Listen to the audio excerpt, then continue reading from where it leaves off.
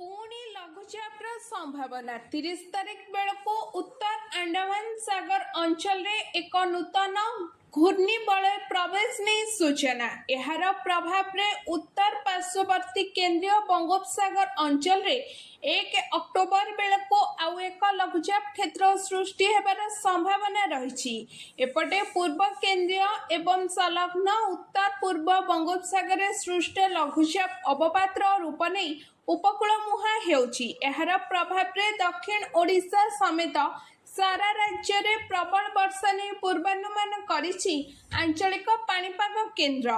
कोरापुट जिल्ला रे प्रबल रु अति प्रबल वर्षा नहीं रेड अलर्ट जारी करा जाइथिबारु समस्त विद्यालय छुट्टी घोषणा करिछि जिला प्रशासन।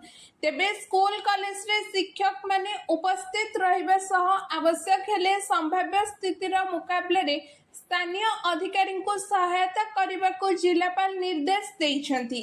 सेहीपरि मालकानगिरी जिला को मध्य रेड वार्निंग जारी होइथिबारु समस्त घरोई सरकारी विद्यालय को छुट्टी घोषणा करा जाइछि। एपटे अवपात प्रभाव रे आगामी 2 दिन गंजाम जिले में प्रबल रु अति प्रबल वर्षा हेबार संभावना रही।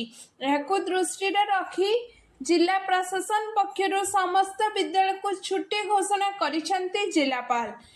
पाणीपाग विभाग के पक्षर गंजाम जिला को ऑरेंज वार्निंग जारी करा जाइछि। अन्यपटे शिक्षक शिक्षयित्री और अणशिक्षक कर्मचारी विद्यालय मानकरे उपस्थित रहिबा निर्देश दिया जाइछि। Bureau report around Odisha live.